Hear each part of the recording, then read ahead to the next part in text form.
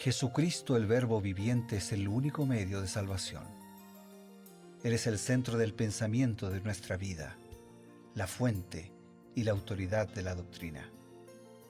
El principal propósito de la vida de Cristo fue la obediencia a los mandamientos, exaltando la ley de Dios como un reflejo de su carácter. El principal mensaje a ser predicado en el mundo, basado en Apocalipsis 14, está representado por 3 ángeles llevando el Evangelio eterno al mundo entero. Este mensaje se basa en los encantos inigualables de Cristo y declara que la hora del juicio ha llegado y llama a obedecer los mandamientos de Dios. Mediante su palabra, Dios ha comunicado a los hombres el conocimiento necesario para la salvación. Las Santas Escrituras deben ser aceptadas como dotadas de autoridad absoluta y como revelación infalible de su voluntad. Y aunque el canon de las Escrituras inspiradas está cerrado, el Espíritu Santo continúa iluminando, amonestando y confortando al pueblo de Dios a través del testimonio de Jesús, el Espíritu de profecía. El camino a la vida se traza a través de un camino angosto que debe ser recorrido con confianza en las promesas que Dios dejó a hombres y mujeres fieles que dedicaron sus vidas hasta la muerte por el Evangelio eterno. Los fundadores de la Iglesia soñaron con el día en que la revelación sería una realidad en sus vidas. Miraron con los ojos de la fe a aquel día glorioso cuando finalmente la promesa sería cumplida en la venida magistral de Jesucristo a esta tierra para recompensar a cada uno según sea su obra.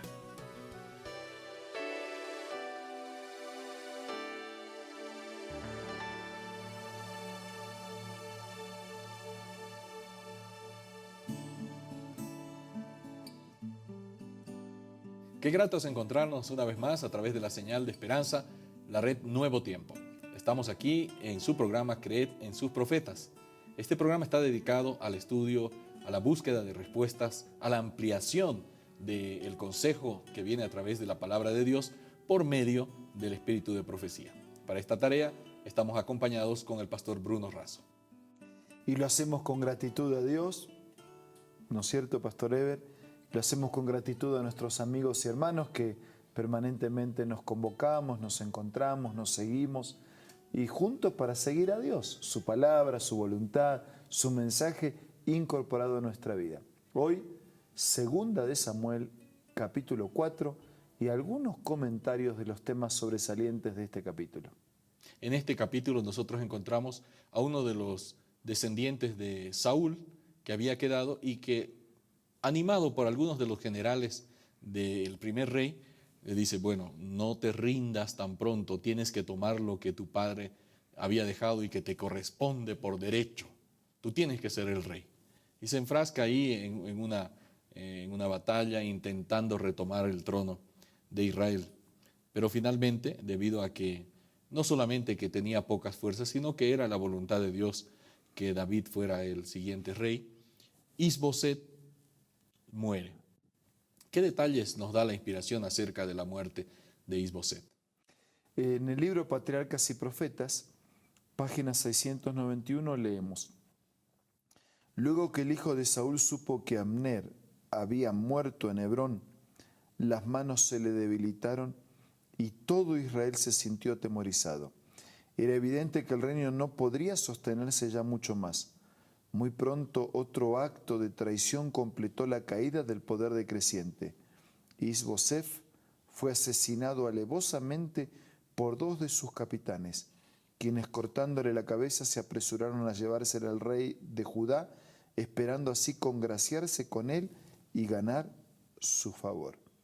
Por eso fue una situación realmente triste, fue una situación dramática que ilustra una vez más que cuando nos alejamos del plan, de la voluntad, de la comunión con Dios, podemos llegar a situaciones catastróficas que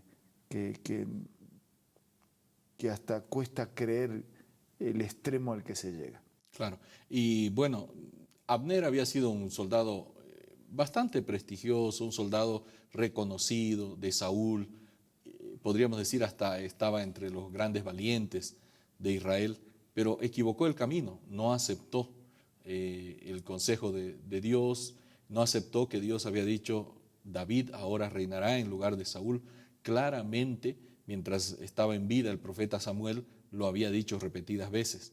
Abner, siendo general del ejército de Saúl, lo había escuchado. Había visto cómo había protegido Dios la vida de David en los repetidos ataques que Saúl había provocado. Y bueno, convence a este pobre hombre, ¿no? Uno de los hijos que habían quedado, de los pocos que quedaron de Saúl, y bueno, terminó así. Y el añadido de la traición, ¿no? La alta traición. Dos de sus propios capitanes para congraciarse con David, como diciendo. Pensaron que estaban haciendo un favor, ¿no? Exactamente. Justamente el mismo capítulo nos muestra una actitud interesante de David cuando recibe a estos emisarios que traían, según ellos, buenas noticias. No se alegró.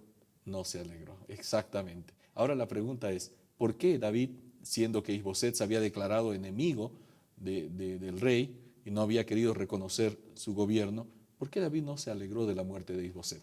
Voy a leer lo que dice Elena de White.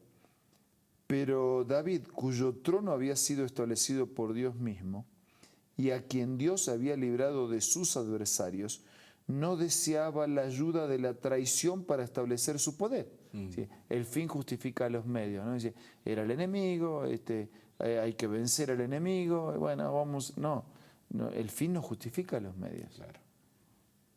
Pensando, bueno, para que David reine, vamos a traicionar, vamos a matar, no, de ninguna manera.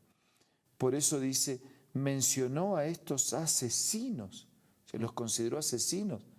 Ellos lo hicieron para congraciarse con él, pero él dice, él no deseaba la ayuda de traición para establecer su poder, porque él contaba con el poder de Dios. Claro. Entonces él pretendía y esperaba y confiaba en el poder, en los tiempos de Dios, no en actitudes equivocadas y extrañas como traicionar y matar.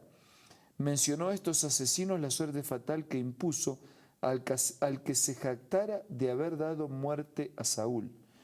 ¿Cuánto más a los malos hombres he de matar que mataron a un hombre justo en su casa y sobre su cama? Ahora pues, ¿no he de demandar yo su sangre de vuestras manos y quitaros de la tierra? Entonces David dio una orden a sus servidores que los mataran. Luego tomaron la cabeza de Isboset y la enterraron en el sepulcro de Abner en Hebrón. O sea que quienes mataron por traición también terminaron siendo muertos. Claro. Es interesante destacar la actitud de David, ¿no? David no piensa egoístamente, esto me va a favorecer. Claro. Después de todo yo no lo hice, lo hicieron otros. No. David sabía que eso estaba mal delante de Dios. Y porque estaba mal, la acción fue totalmente desaprobada y el castigo fue sobre ellos, pagando con su propia vida el tremendo pecado que habían cometido. A veces nosotros queremos sacar ventajas de algunas situaciones, sí, pero no podemos sacar ventajas. Tenemos que hacer lo que es correcto siempre, construir sobre lo correcto, vivir éticamente, aceptar el plan de Dios, aceptar su voluntad, confiar en Él y esperar los tiempos de Dios. No, pero necesitamos que se haga justicia. Aceptemos los tiempos de Dios. David era un hombre muy inteligente, lo demostró a lo largo de su vida. Sería ilógico que él pensara que podía confiar en hombres que, aprovechando la debilidad de Isboset, que habiendo sido hombres de confianza, lo encontraron en su cama, claro, porque durmiendo, tuvieron acceso a su casa, a su propia casa, eran hombres de confianza de él.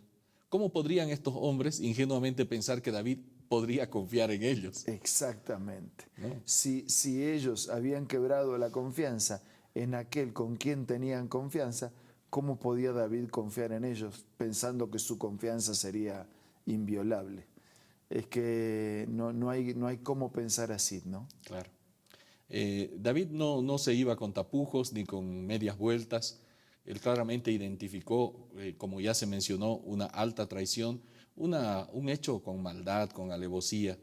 Aprovecharon que este hombre estaba indefenso, lo mataron, y David no dio ningún tipo de vueltas y dijo, estos hombres merecen la muerte. Era la pena con la que se pagaba tales delitos.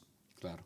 Y entonces nosotros vemos allí que, bueno, no solamente termina así la historia, hace un extra más, le da lo que llamamos hoy una cristiana sepultura, una sepultura digna, lo que quedaba del cuerpo de este hombre, ¿no? La cabeza, y entonces la enterró allí junto con el gran general que había tenido el padre de Isboset, ¿no? Saúl, Abner. O sea, de alguna manera honró sus recuerdos, Claro. al darle esa digna sepultura dentro de lo que se pudo realizar. Así es, una vez más nosotros encontramos a estos hombres, ¿no? Este hombre de Dios haciendo lo que debe hacer un hijo de Dios, un creyente, dignamente tratando aún a sus propios enemigos. Es que es así, es que si el Evangelio de Dios no logra cautivarte de tal manera que sepas cómo tratar a los que te tratan mal, porque el que te trata bien casi ni necesitas del Evangelio. Claro. Es una relación comercial, de negocio, de conveniencia, pero el Evangelio se refleja cuando tratamos bien a los que no merecen ser tratados bien. Ese es el mismo principio de Dios para con nosotros. Qué bueno, saber que Dios nos trata bien a pesar de que no lo merecemos. Es un pensamiento profundo y también nos ayuda y nos motiva en nuestras relaciones interpersonales. Tenemos un consejo y enseguida retornamos. Hola, hoy tengo otra cita muy linda para compartir. El Dios del cielo luchó consigo mismo entre dejar que el hombre culpable pereciera o entregar a su cariñoso hijo para que muriese por la raza humana. Los ángeles estaban tan interesados en la salvación del hombre que entre ellos se podía haber encontrado a quienes habrían renunciado a su gloria y dado su vida por el hombre que perece. Pero, dijo el ángel, eso no serviría de nada. La transgresión era tan enorme que la vida de un ángel no podía pagar la deuda. Únicamente la muerte e intercesión de su hijo podía pagar la deuda y salvar al hombre perdido de la tristeza y la miseria sin esperanza. Qué linda cita, ¿verdad? Esta tú la puedes encontrar en este libro maravilloso, Primeros Escritos, escritos por Elena G. de White. Puedes descargar esta aplicación ingresando al App Store o al Play Store, buscando Elena G. de White. Queridos amigos, apartamos estos momentos finales para presentarles una invitación y también entregar nuestras vidas mediante la oración ante el Creador. Tal vez algunos de ustedes o de nosotros está sufriendo por una relación quebrada, por un maltrato, por una injusticia que hemos recibido, por alguien que nos ha hecho mal, y estamos esperando que venga a arreglar con nosotros como corresponde. Tal vez podemos tener la actitud de Jesús, de tomar la iniciativa y salir a buscar, a arreglar, a reconciliar, a perdonar y a dar una nueva oportunidad. Si alguien está necesitado de hacer esto, hágalo hoy. Ahora vamos a orar. Señor, te damos gracias porque nos amas sin que lo merezcamos y porque nos has enseñado a través de David y sobre todo a través de Jesús que también tenemos que hacer lo mismo, amar y respetar a las personas independientemente de sus méritos. Por eso te pido que si hay alguna relación familiar, de amistad, que está quebrada con alguno de nuestros amigos, que durante el día de hoy el amor de Dios cubra ambas vidas y el contacto, el nuevo contacto, la reconciliación llene de paz el corazón de ambos. Dejamos todo en tus manos, lo pedimos, lo agradecemos en el nombre de Jesús. Amén. Amén. Gratos de haber estado en compañía de ustedes, queridos amigos. El reencuentro, como siempre, el día de mañana a través de Nuevo Tiempo. Esto ha sido Creed en sus profetas.